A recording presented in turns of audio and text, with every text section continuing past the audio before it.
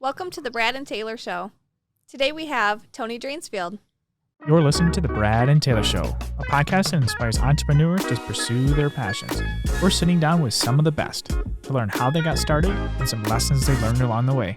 Hey, Tony. Hey, how are you? We're good. How are you? Good. So let's get this started. So what exactly do you do? So I'm a realtor in Janesville, Wisconsin. Serve Rock County in the surrounding areas. Been a realtor now for this is my third year.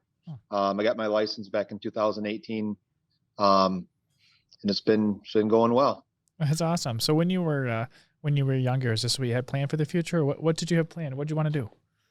So I actually have my degree in police science. Oh, nice. And I was going to be a cop. That was my thing. And life happened and things changed, and here I am today. Yeah. That's awesome. So did you have any other jobs before this that kind of helped you get into real estate?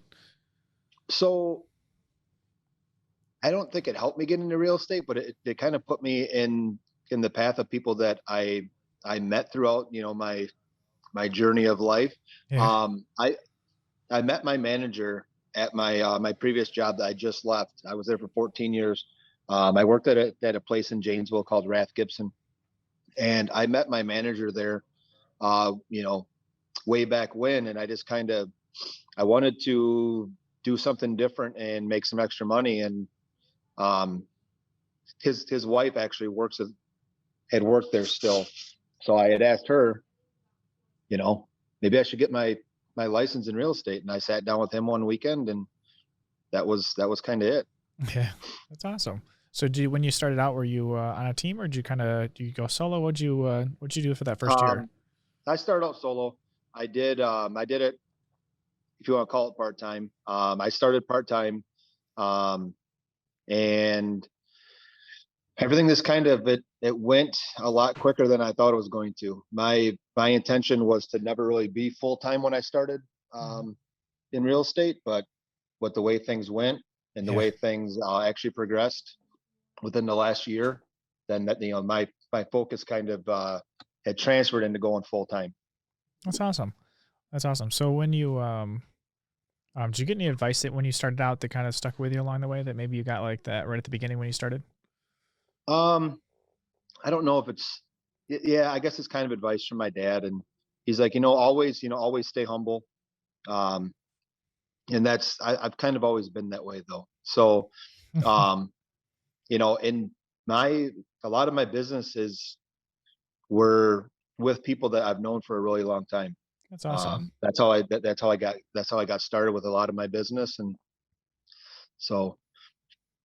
Sweet. That's pretty awesome. What's one thing you did when you first started out to kind of get the momentum going?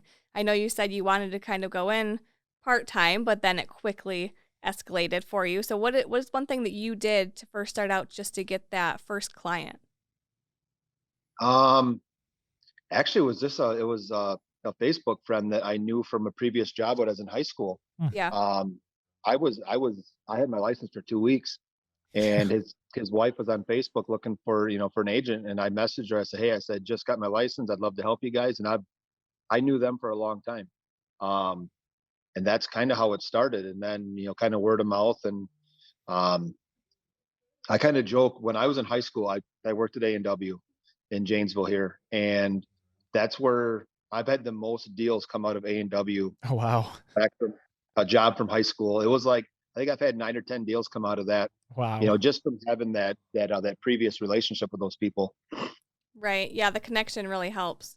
Yeah.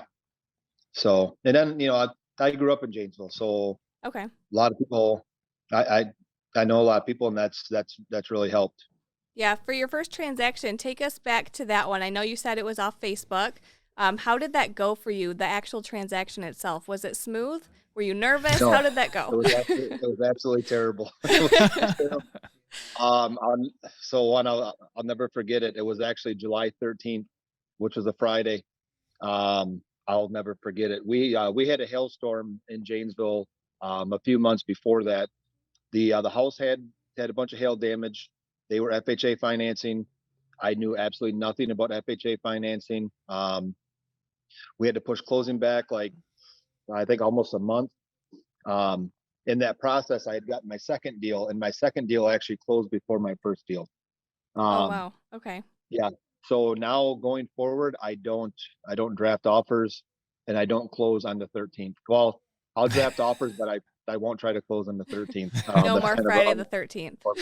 yeah. So, That's awesome. Are but you yeah, still? it was a big learning experience, that's for sure. With that FHA loan, I'm kind of just curious with that one, with the damage. Are you required to fix all of that before you Yeah, can move forward? Is that how that yeah, works? their lender actually required that all that stuff be um that it be repaired Mm-hmm. before we closed. Yeah. What is the worst property you've been to over the last couple years? Oh boy. I think it was one it was one back in like March or so of last year. And it was an abandoned property, and we walked in there, we thought for sure we were going to bump into somebody in that place. Yeah, I'm surprised the place is actually still standing. Wow. um I've I've heard a bunch of horror stories of people like going into abandoned houses and finding needles and stuff like that. I've never had that, Yeah. but this one was probably, it was really bad, mold everywhere. um yeah, we walked in, I think we were in there for about 2 or 3 minutes, and we walked right back out. It was Yeah. pretty bad. I'm assuming they didn't buy it then. They didn't want that No, one. no, No. nope, they didn't buy that one. That's awesome. So when you like, what are you doing like now this year? Are you still solo, or are you what's kind of your goal for like the So rest of the year?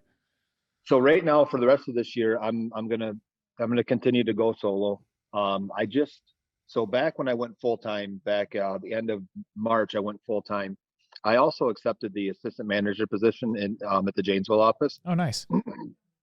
So I'm gonna be focusing on some manager stuff, some agent recruitment, and trying to build our team at First Weber. Um, Next year, if things keep kind of going the way they have been, I probably am going to look at building a team and bringing some Yeah. people on, underneath me, just because of the fact of how busy I'm getting. Um, I want to be able to continue that level of service that I provide, and I'm going to need probably some help from some additional agents. Yeah, for sure. Yeah, When for you sure. go to build your team, is there anything specific that you're going to look for in agents that would meet your kind of qualifications for the positions? Yeah, if they have the same drive and the same work ethic Mm-hmm. that I have. Um, I always kind of joke when I leave on vacation, because I will literally, I'll run back to back schedules. I'll have showings lined up kind of back to back and run from one appointment to the next. I don't expect like a fill-in person to do what I do, you know. Yeah. Yeah. But they're going to have to be pretty close, and I'm going to be new to the whole, the whole team thing. So I don't really know. I got to do a little research on how it works, and and make sure that it's going to be the best option. That's for sure. Yeah, that's awesome. Yeah. So let's say you had to start all over today and you only had $1,000. How would you spend that first $1,000? I would have got into real estate a long time ago, for sure. I for sure. So I always kind of, like, when I was 18 years old, I kind of kicked the idea around Oh, you did? about being an agent. Okay. But when you're 18, you don't have a lot of money, and I heard it was extremely expensive to get in. And back then, coming, when you're 18, $1,000 is a lot of money to come up with. Yeah. So I definitely wish I would have. I wish I would have got in a lot sooner. But I'm gonna try to make the best of what I'm doing now. But yeah, I think if I had to do it over again, yeah, if I could have started sooner, or everybody kind of jokes about the other cryptocurrency and the other Dogecoin, and I have friends that made a lot of money on it. Maybe I would have put $1,000 in Dogecoin, but Right. Yeah, that's pretty awesome.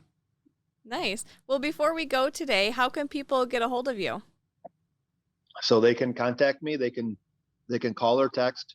My number is area code 608-290-2053, or they can email me at my last name with the letter T at firstweber.com. Do you want me to spell that? Yeah, why Yeah. not? This will be out. It'll be on audio. So my last name is Dransfield, the letter T at firstweber.com. Awesome. That's perfect. Well, we're excited to see how your the rest of your year goes, and then when you eventually start building your team, that'll be awesome to check in on you on that. Fun. Yeah, that's awesome. Well, hey, thanks for coming on and sharing your story with us today. Yeah, not a problem. Are these working? All right. Here we go. Oh, there we go. I think they're working. Should we tell them? Mine keeps falling. It doesn't like my voice. What do we got to tell them? Subscribe. Subscribe. What do we got to point at? Hey, I think there's a subscription button. Like It might be there. might be right there too, Somewhere. somewhere. Find it. It's red. Yeah, and it's Red. blue. It's green. I don't really know. It's a color. This mic isn't even attached. Did you plug these in? Well, I guess. I wonder if they can hear us. Yeah. I wonder if they hear us. Well, we should probably tell them if they can hear us. We should probably tell them also give us a 5-star review if they're listening on Apple. That'd be cool. 5 5-star stars, review. guys. Share it with everybody they can think of. We won't take But- 4 stars. I mean, Taylor, I don't even think these are on. I mean, No, I don't think this is working. This is not working.